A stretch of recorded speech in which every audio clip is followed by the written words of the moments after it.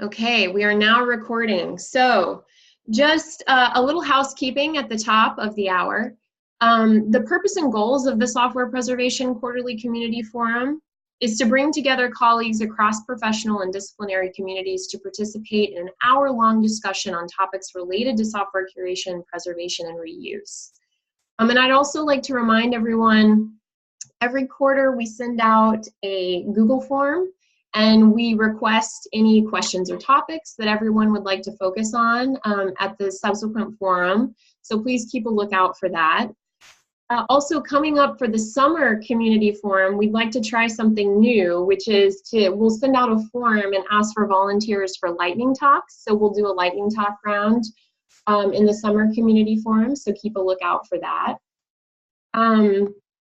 So today, again, we're very excited to welcome several esteemed guests. We'll be doing research and progress reports first, and then we'll head into network reports, which come from SPIN affiliated projects and programs, as well as SPIN itself, the Software Preservation Network. And so, yeah, we've got a jam-packed hour. So we're going to start with Dr. Sandra Gessing from Notre Dame, as well as Natalie Myers from Notre Dame. Sandra, Natalie, would you like to take it away with screen share, and just let me know if you need any support here in the background. Thank you very much, Jess. So I think Natalie will start with the talk. So Natalie, you will share your screen first. Okay, here we go. Let's get going.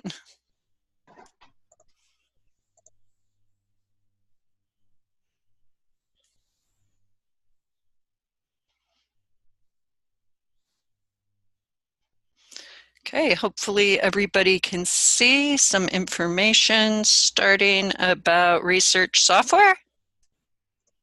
Looks great. Great. So Sandra and I have had the privilege of working together on a grant funded by the Institute of Museum and Library Studies that has a first start as a planning grant and then recent inauguration as a implementation grant. The project is called the Preservation Quality Tool Project. It is a project that aims to engage stakeholders in collaborative planning and collaborative development through open source, community-driven tools for RESTful services to improve preservation and reuse of research data and software. The PresQT project is unique in that it was radically open from the beginning, with all meeting notes and other information shared on the Open Science Framework. You can see a link here on the right to take you to project resources on the OSF. Our community calls are shared every 2 weeks for our sprints to be visible to those in the broader community. And our partner meetings are open to the public as well, both virtually and in person, so we welcome guests at any time. We kicked off our project with a survey called the PresQT Needs Assessment. You can see the data and its visualization related to that through a link on our website that will help you to learn more about what drove the priority areas for the PresQT project. So I welcome you to both visit the PresQT website, sign up for our newsletter that will keep you informed about the efforts of the project going forward. We're focusing right now on tools related to fixity, to metadata quality, and to keyword enhancement or automatic keyword assignment. So those are our projects going forward now. The roadmap and other information are available on our GitHub, so I encourage you to check it all out. The project itself has allowed Sandra and I to collaborate in many other areas. One of those, a recent software curation workshop that we collaborated with colleagues in Australia on to develop a one-day, actually half-day, crash course in software curation for those who might have previously had experience in their organizations or their individual careers in curating data, but we're just now thinking about how to do better software curation within their existing organizations. So we took people through a agenda that I think will be of interest to those on today's call. The agenda, which is again open, you can visit it at the DOI here on the screen, allowed us to show people simple software citation and its benefits using Zenodo and GitHub in combination. Courses the Carpentries offer that help people do better software and data citation best practices. And then we moved on to examples in software curation for active code development in GitHub and Bitbucket. And then we moved on to software curation for publication, tools like CodeOcean and Gigantum, Wholetail, ReproZip, ways for people to think about how their code and its runnability are impacted when people encounter it through scholarly papers, and how code can best lend itself to an atmosphere where scholarly communication increasingly is intersecting with concerns about reproducible research. And if findings are software dependent, that software is shared and curated in such a way it's easy for others to understand, reuse, and rerun. So those were the initial steps of the workshop.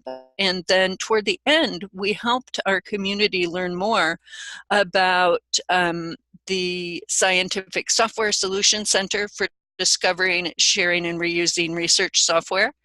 And finally, we gave a 30,000-foot view of URSSI Software Preservation Network projects in the US like EASY and PresQT. So I invite you to visit this software curation page. All of the resources and presentations that were shown that day are available openly. You can find them at the DOI. And now Sandra will tell you a little bit about URSSI and how that, in combination with Science Gateways, helps us learn a little bit about how research software engineers and researchers generally depend on software in their day-to-day work. Sandra, I'll drive slides for you if you want, or I can release the screen share and turn it over to you, whichever you prefer. Thank you very much, Natalie. I should unmute myself. So maybe let me take the chair, then I can jump around. And only, is there any question for Natalie at this point? Please just ask in between. We are happy to answer questions in between. Just interrupt us. I think we are happy with that. So let me share my screen. And I should be at the right level directly. So do you see my sustainability slide? Let's see. Do you see this? I hope. Okay, there is chat. Yes. Great, thank you. Yeah, and please interrupt me verbally because I'm not always looking at the chat when I'm talking. Yeah. So sustainability of software, often, we talk about sustainability in so many different areas. And what I liked about this definition is that sustainability is both local and global, and that we have to consider both the past and the future. And in terms of current and best practices, that is the main, I like this main sentence from Dr. Tom Cully, who said this, and he had this sustainability graphics where he says, oh, we are talking about climate, culture, biodiversity, and food. And you can see already he was not talking about research software. But it's not so far away if you move this definition really in the research software space. if you look, for example, at operations, you have to operate software and teams. Or if you look at the research, yeah, software is used for research, but there is also in the field itself research, algorithms, domain research, or at the bottom is the engagement. So you look at researchers, the institutions keep people, funding bodies, the community around research software, or the curriculum on hard skills and soft skills. And with soft skills, I mean something like engagement with researchers. If you develop software in the research academic space, it's often about talking to researchers what they need. So it's if we look at this more general definition with climate, yeah, it's a climate between research and facilitation of research, or culture, innovation versus maintenance. So we have to maintain for sustainability. Food is funding and resources, I would say, and biodiversity is, diversity in STEM. That is a big topic for us. Since, minorities and women in STEM are really at a low percentage in the current years. So another software sustainability definition comes from the Software Sustainability Institute in the UK that exists for over 10 years. And I really like also this definition that you say, software that you can use today and that it's available and that it can be continued to be improved and supported in the future. So research software in general, you look at these maps, the one is the UK map, and on the right-hand side you see the US map. It's a little bit, the dimensions are not totally fitting, but so the use in the UK, people answered in the survey that 90% use for their research really software. And in the US, even 95% of researchers answered it. And that they cannot continue without software was at 70% in the UK and 63% in the US. So, but neither the software engineers who are doing this often neither have formal nor informal training, so more than 50% in software engineering. And in the US, there's a lack of career paths still for research software engineers, or however we would like to call them, or whether research programmers or research facilitators. So there's also around this expression terms a different motion. And how can we cite software? Because the academic landscape often has the incentive for career paths because of citations, publications, bringing in money. So if software developers are really working 95% on software development, it's hard for them to have a career path in the current academic landscape. So, and there's a US professional ecosystem at the moment that is looking at the importance of software on the one hand side, and the lack of career paths on the other side. That is on the one hand side, ERSI, the conceptualization of a US Research Software Sustainability Institute. I'm one of the co-PIs. Then the Science Gateways Community Institute, also funded by NSF, and I'm leading the area on campus teams, building on campus teams there. There is a US Research Software Engineer community. So the website is just, I think, 3 weeks old or 4 weeks. So on the ACI-REF, the Advanced Cyber Infrastructure Research and Education Facilitators, are really looking at facilitation of research, especially with HPC computing. So there's a Campus Research Computing Consortium, which is now 1 year old, looking at different roles in facilitating research. CAF, the Air Force Research Laboratory, IMLS is the funding body that, for example, funds PresQT. So you see already at this list, I could continue this list with a couple of more initiatives, projects, like there are cyber ambassadors, and it's really a long list, and it gives this scattered approach, and we hope to get it all together in ERSI and SGCI and the US Research Software Engineer community via funding from NSF, for example. So NSF is funding these software infrastructure and cyber infrastructure for sustained scientific innovation, they have called it now. It was until last year the SI2 program. Now it is a CSSI, and they fund these institutes via this program. And they look at disciplines on the one hand side and at technologies on the other side.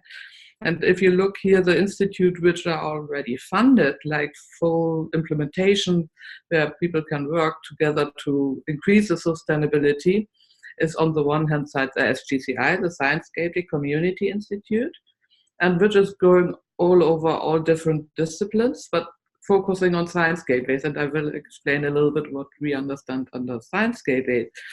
And then there's the MOLE SSI and the IRIS HAB. And MOLE SSI is the molecular simulation community, and IRIS HAB is a high energy physics community. And there's a geospatial institute conceptualization, and it's the fluid dynamic software institute conceptualization, the CFDSI. And ERSI is going all over the discipline and all technologies to support the whole community behind research software. So the areas of concern for ERSI is really the functioning of the individual and the team.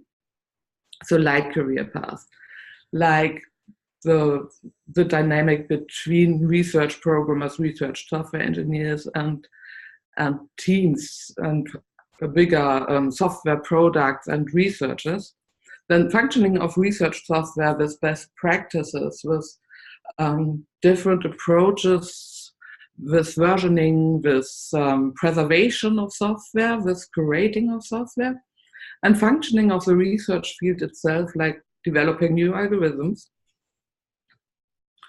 The ERSI activities we had a couple of workshops. We will have a final meeting of the conceptualization in April. We had also a survey, so we will publish the results of the survey. We are looking at ethnographic studies. So we studied different groups, what would be beneficial for research programmers, but also for the researchers. Communication, we have blogs.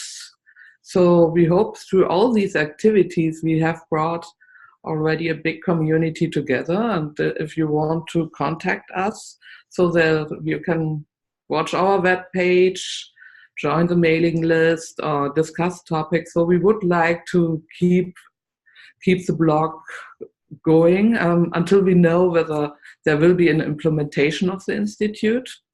So please have a look at these different, or contact us under contact@ERSI.US. So the other thing, so Science Gateways, I often ask them who doesn't know what is a Science Gateway. I make the explanation really fast, because for us, our Science Gateways end-to-end solutions for accessing data, software, computing services, and equipment. So because there's an increased complexity nowadays, not only in research questions, so we can answer nowadays questions partly we couldn't even ask 10 years ago because we didn't have the data. Now we have the data, we have more complex hardware, software, lab instruments, and increasing data volume and data formats, for example, with this Internet of Things. So it's really a lot of technology, and researchers would like to focus on their research, not understanding the complex infrastructure and the complex software.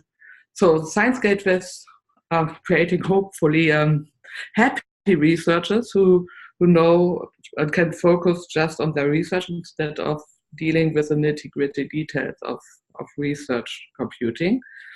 And you might have heard about Science Gateways already, maybe as a virtual research environment, that is an expression from Europe, or a virtual lab as an expression from Australia, or as a research portal or collaboratory or cyber infrastructure.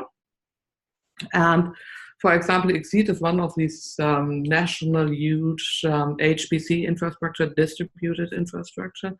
And since 2013 already, there were more users using gateways in ExCeed and the resources than via command line. The login, the gray one that you can see here, is really a login via command line. And the uptake, what you can see here is like, was really because of 2 science gateways. And it's tailed off a little bit, but it's still increasing. So gateways are really widely used by researchers, but they have also a typical life cycle. So there's an initial idea and funding, and the gateway planning and design and the ramp up, and and community growing and active operation. Then the typical thing, the funding ends. And so the developers, the providers have to gather requirements again, and if there's additional funding, then they might have to ramp down the science gateway, or they can start from the beginning again to add features. So often these developers work in isolation, and they must bridge a variety of different resources. How I said, like maybe lab instruments, maybe HPC, maybe new GPU machines. So very different things. So it's often a struggle to secure sustainable funding. And I think that sounds for many people familiar. So the Science Gateways Community Institute has 5 areas to help with it. And one of the areas I'm leading is really to create or help support, consult for on-campus teams, for really building on-campus teams. And campus teams brings a great visibility for the institution research activities, because if you have a centralized team that can help with the creation of science gateways, you have synergy effects between projects. You can share resources of the expertise, because a centralized team can help with, for example, creating 5 to 10 different science gateways and really use partly the same technology, can have experience much more expertise than you would have in one team.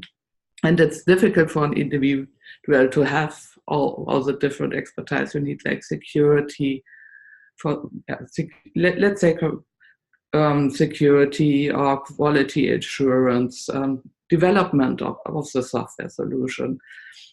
All these different things, or you have maybe visualization in your science gateway. So to have that as one person, it's really difficult to be there always the expert in everything. So it's the possibility to retain top quality research computing support also by centralized teams, and to provide interesting projects. So if you want to connect with SGCI, there's this Incubator Sustainability Bootcamp. The main website is sciencegateways.org. There's a different offer, so if you have any questions, just reach out to Science Gateways or to me. So research software engineers, that came really up in the UK first, and they were very successful together with the UK Software Sustainability Institute to establish career path, and they have a big community there. You can see here already different national research software engineer associations, and the US one is there for, as I said, 3 weeks now, which is really encouraging that it also moves in the US. And you can see here the German one, the Dutch one, there's one from the Nordic. I think the Nordic RSE is from Finland, Norway, and Denmark. And this was one of the meetings, one of the first meetings, already a lot of people. And this was a meeting last year. Here you can see this. So the fourth conference in the UK comes up, Research Software Engineer Conference, comes up in September. And last year, I think they had around 300 people really visiting this conference and talking about research software sustainability and how, to improve career paths, to have their own group and exchange experiences with each other. So we hope to have the same drive in the US with the US Research Software Engineer community. And if you go to the URL, you can find how to connect. At the moment, it's a website at the Slack channel. and the US visit to Australia ISE community. So, Natalie, do you want to take over this part again because you were there? So, love to give the word to you again. That'd be great. Thank you, Sandra. If you could just continue showing your screen. We know that with the inauguration of the U.S. RSE community, that the United States is picking up on the advantages of having a community for research software engineers, and why those of us who do software curation are so excited about this is research software engineering communities allow us an opportunity to speak directly with people who create research software, so that we can encourage them to adopt the kind of practices that help us make data and software more fair, and help them to understand the way that they curate data for release and for active collaborative code development can impact how easily it's curated in the future for both preservation uses, but also for use in reproducible research. So I was invited to give a talk on retention of female researchers who code at the Australian Tech Talk, which happens monthly. That talk is available online for you to see at, if you click the link in the slides, Sandra, it should work. If it doesn't, I'll bring it up quickly. Sorry. Let me try. And I think what you'll see are that in the community of research software engineers, the problems systemically compared to retention of men and career paths for both men and women in, let's see, Sandra, maybe if I take back the share, I can give a quick overview. Let me stop sharing, yeah, sorry. This will just take a moment, and then I'll let you all visit this information on your own. But what was cool about Australia is they recognized that the level of participation in their emerging RSE community for women was low. In fact, they predict it to be less than 1% on their campus at University of Melbourne. Luckily, there was an article on women and minorities in tech in Wired last year that helps us take a look at computing science majors by gender in the United States, which is predictive for other places as well. And that study is of interest to those who are trying to figure out what the demographics of software engineers and computing science majors are generally. What we see is that the sheer volume of white male computer science majors continues to rise, and that makes retention a big issue for organizations like University of Melbourne and the other participants in the RSE community in Australia, and likewise in the US, because female participation over year has gone down pretty regularly since 1984. In fact, we might now be at an all-time low point since then of around 12%. In Australia, they did this cool study on women in STEM and have worked up a decadal plan to improve retention of women in STEM.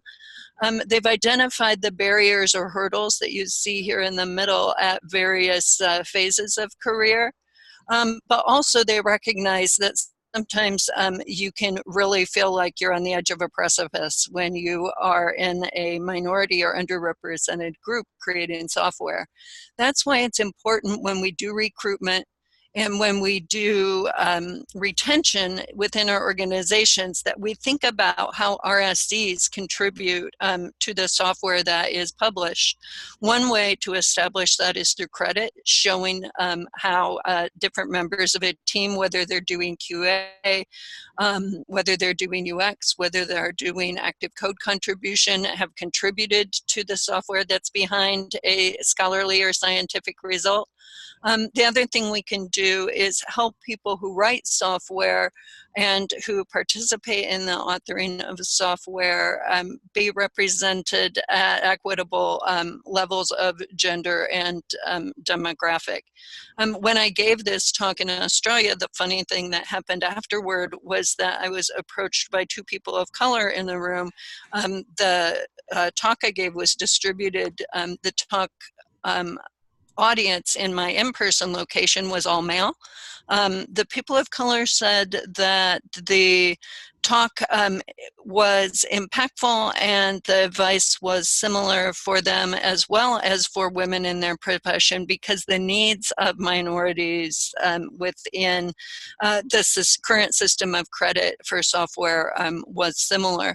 Another study that's recently come out related to this is from Nitesh Chawla at Notre Dame. He talks about in this paper how a network's gender composition and communication pattern can predict women's leadership success and encourages women to surround themselves and communicate frequently with other women in their inner circle to sort of get the inside scoop on good opportunities. And we asked the audience, how could those of us together work together to help establish a more equitable environment for minorities and women in computing science and research software engineering. One of our pieces of advice was to learn about and use software citation and credit. That's of great interest to those of us on the call today. We also advised for both women and men to say no to manuals and say no to serving on ageist, gender-dominated, or racially dominated leadership teams and hiring committees. When you have an opportunity to lift your organization, if you say no to serving on these ageist, gender, racially dominated boards and committees, you can do so graciously by suggesting that the team would do better if more women or minorities participated, even by saying that you yourself would be happy to participate if you could get another person or two on the committee to make it more equitable for those coming before it, whether as people getting their software reviewed, or as people interviewing for jobs, or as people looking for an on-ramp or an advisor in a new career. So it's important for us to get to know one another. Networks matter in software curation and software citation, just as they do in other fields. And the emerging RSC community gives us a good way to communicate both the best practices and advice we have for curation and preservation of software, and a unique community for us to engage with on training and on testing of some of the assumptions and some the building, like PresQT, like EASY, like some of the other systems that we hope will improve the software preservation landscape. So I encourage all of us to think about ways we can engage with RSCs like Sandra and through organizations like those Sandra so capably is lifting here in the US, so that we bring software curation closer to the researcher, and so that when we're interacting with researchers, we help meet their needs for software curation and their needs for improved software citation, so their careers and the stepping stones in the paths of their careers are more comfortable. If we can cite and curate their software in ways that elevate it, that helps everybody. And I thank you all for listening, and I hope you'll contact us if you have more questions about PresQT, ERSI, or Software Sustainability Institute. Thank you very much. Thank you so much, Natalie and Sandra. That was incredible. So much good information there.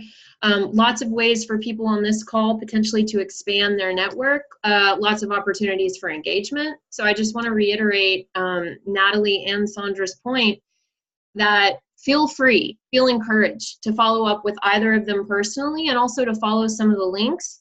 And for those that have this question, I'll make sure Natalie has shared her presentation. Sandra, you may have already. I'll check my email. If not, I'll make sure that I have both of their presentations. They're 2-in-1, so you get both all in one package, and you have our permission to share, correct, Sandra? Oh yes, please. Perfect. Advertise it. That's awesome. So we'll have those presentations posted as part of this recording. And then additionally, yeah, lots of OSF links to follow with an incredible amount of documentation for all of the initiatives that Sandra and Natalie described. So thanks again so much to the two of them. And with that, we'll hand it off directly to Dr. Amelia Acker from the University of Texas at Austin. Thanks, Jessica. Can you hear me okay? Yes. Okay, great. So thanks so much for letting me go next. I know we're skipping the agenda a little bit. I have a pro seminar in about 20 minutes that I have to get to teaching, but I'm excited to talk to you all today. I'm an information scientist at the iSchool at UT Austin, and I study and research the impact of mobile computing technologies on the future of archives and long-term digital preservation infrastructures. And here at the iSchool, I teach applications of metadata for digital preservation and our data and society and our information and culture courses here in the MSIS program. So I'm excited to talk to you today about some of the work I'm doing. I also want to start by thanking the SPIN organizers for convening the community forum. It's great to be with so many different digital preservation stakeholders and thinking about the future of software preservation. It's a really exciting and unique opportunity for me to talk a little bit about some of my current work and what we're about to kick off with the FCOP cohort. And I really appreciate what Natalie said about how networks really do matter. So I'm excited to engage with you all today, and I hope that we can follow up online and if we don't cover stuff in the Q&A. So for the next 8 or 10 minutes, I'm going to share some of my overarching research questions and projects, and then some of my current work on mobile and social media preservation. And then I'm going to talk about my specific contribution to the FCOP project as a travel award scholar, and then sort of open it up for questions and feedback from y'all.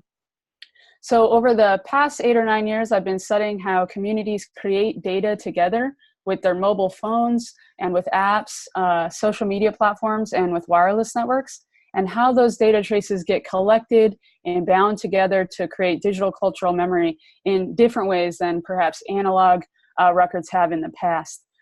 Things like text messages, participatory sensing data, emoji, social media messages, mobile apps, and receipts from Venmo or mobile payment platforms.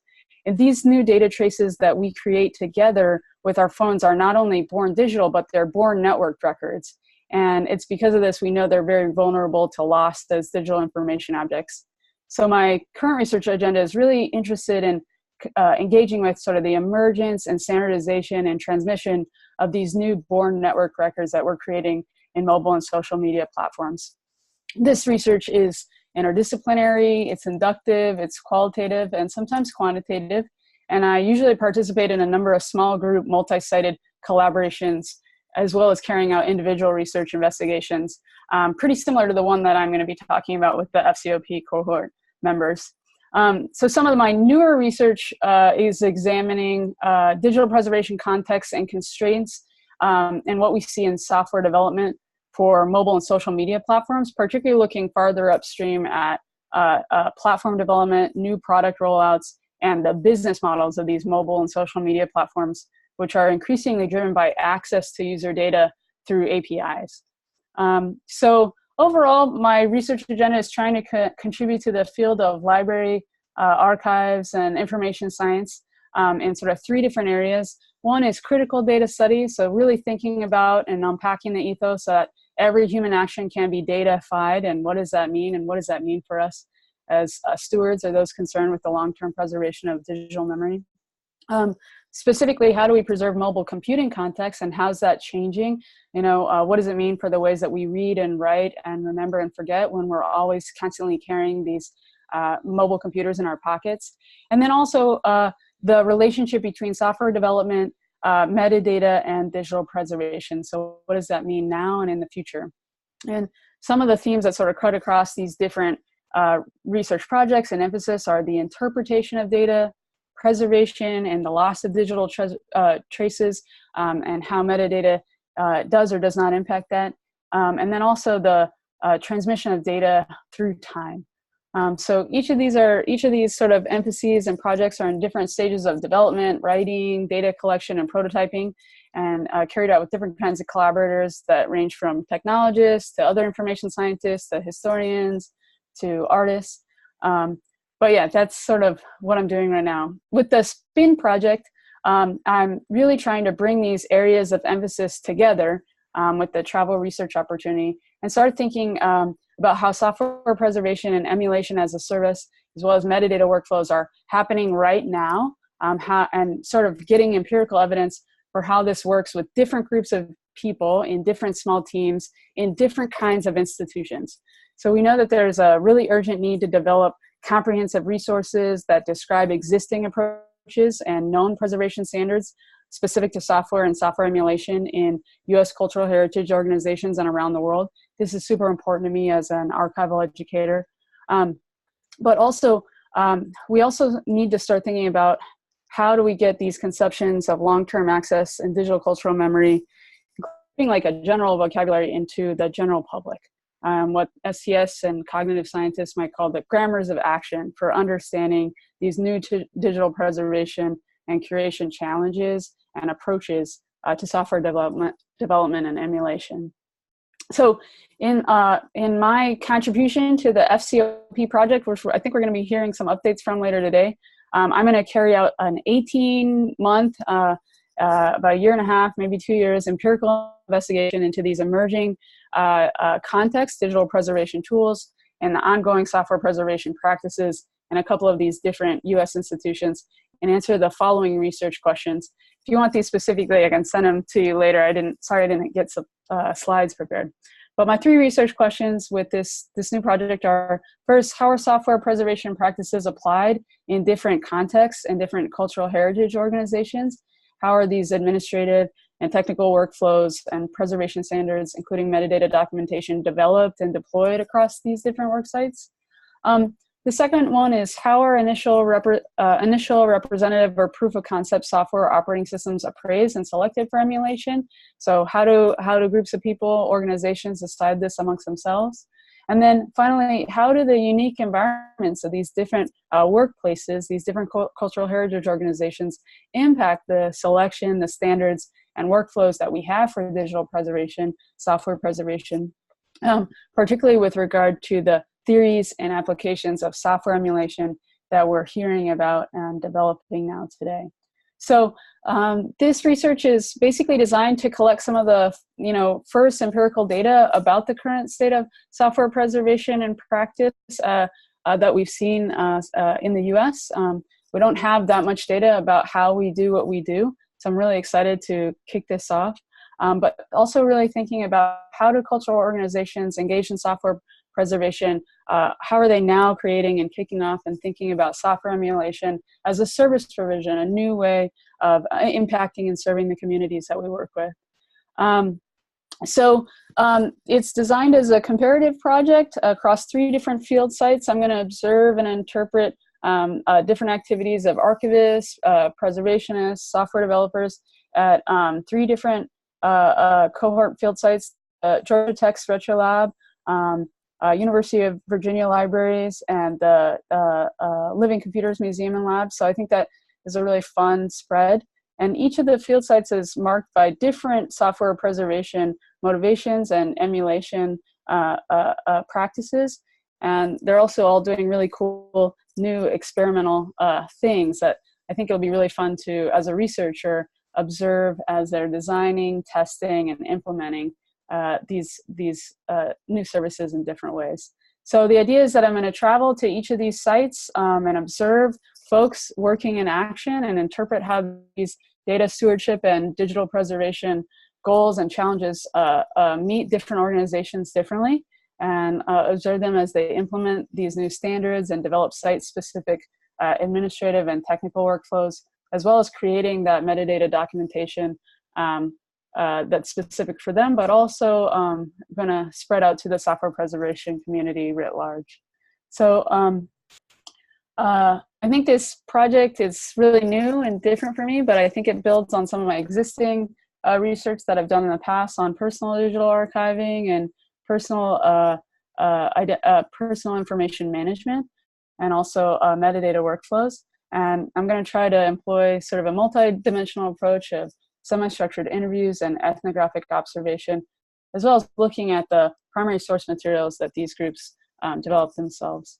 So it'll be a lot of fun, different embedded research techniques that involves actually showing up and being in those different sites and watching them work in action.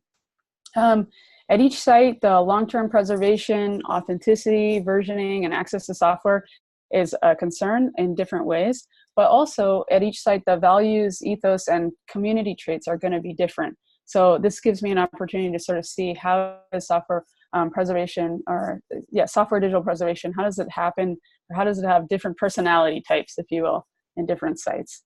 So I'm really interested in thinking about what can we learn from these sites, what can libraries, archives, museums, and educators learn from different workplace contexts, and how can we take these findings and these observations and prepare ground to develop sort of new digital preservation curriculum, professional development opportunities, and further current scholarship on digital preservation workflows and preservation infrastructures in our world.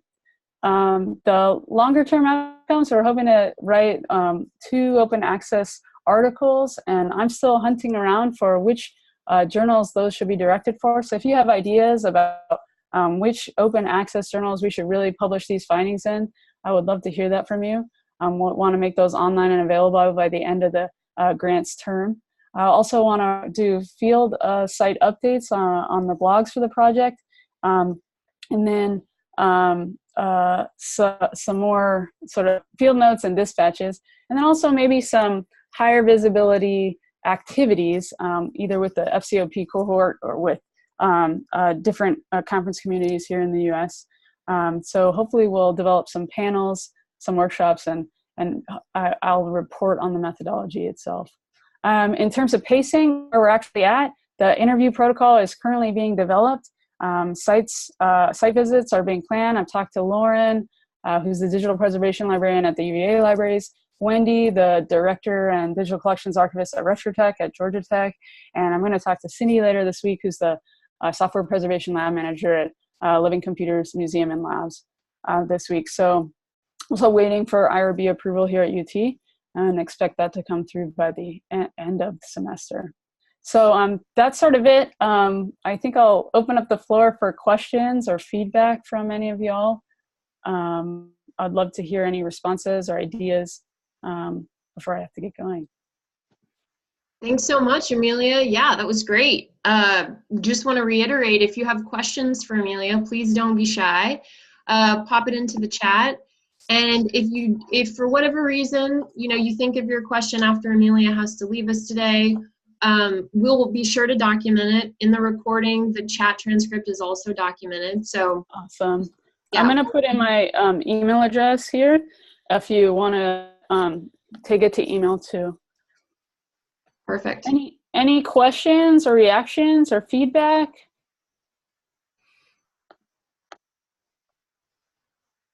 It's funny, I can't see whether people are typing right now, or whether they're thinking. All right. Well, they're processing, Amelia. As soon as everyone has had a chance to process what we covered today, like I said, if people have questions, Devin has a question for you before you go. All right, great.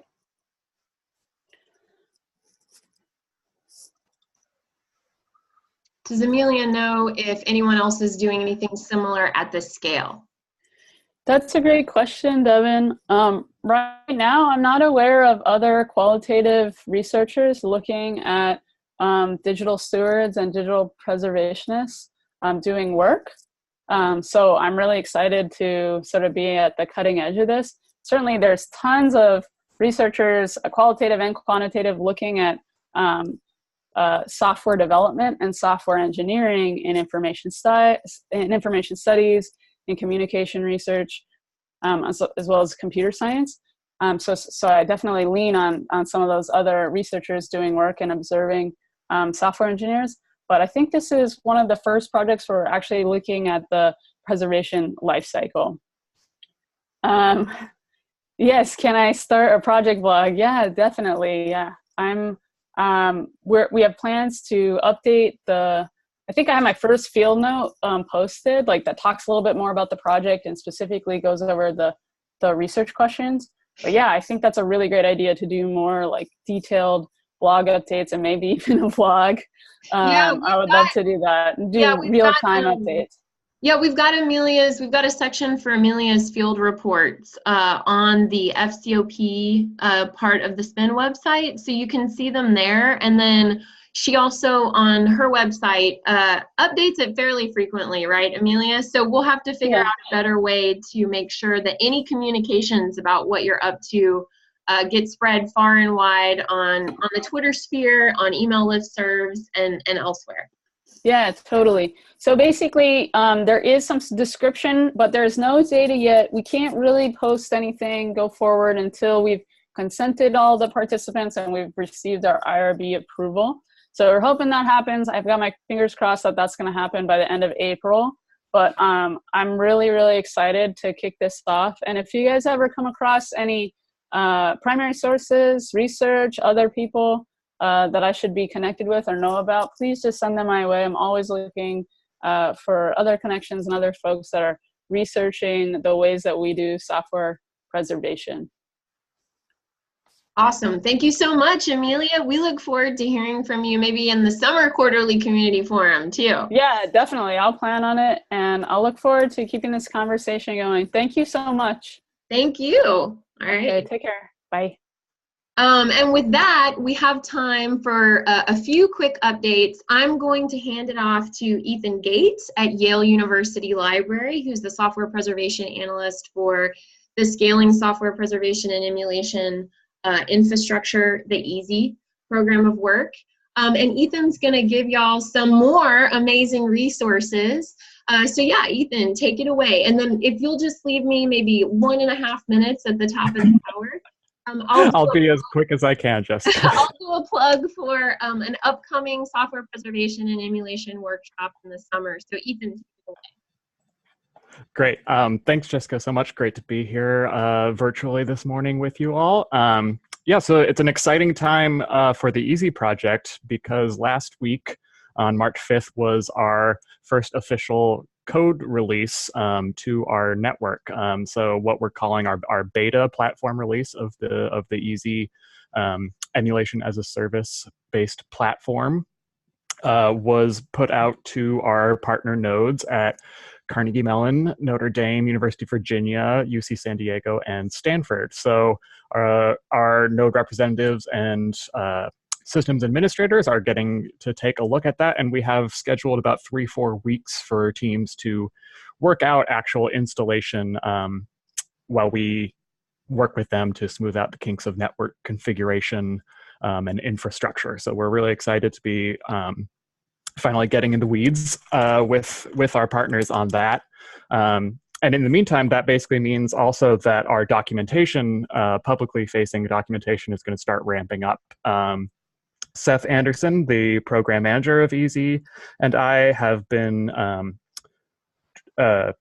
developing and refining our test cases and protocols for using the EASY platform and interface. These are based off of some of our own internal testing that we were running in the past month or so to prepare for the beta release to smooth out bugs. But these are cases that we will provide to our partners so that they can confirm core functionality of the platform, like uploading software, installation media, base disk images for creating operating system environments, etc. And most importantly, perhaps fetching metadata and even disk images from other nodes, which will primarily include the pre-configured computing environments that we're putting together from collections here at Yale University.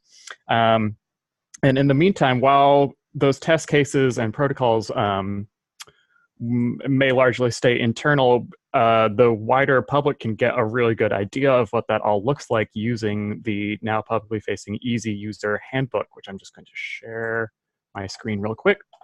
So hopefully you can all see this. The link is, I dumped into the notes for this call, and maybe we can put it in the chat as well.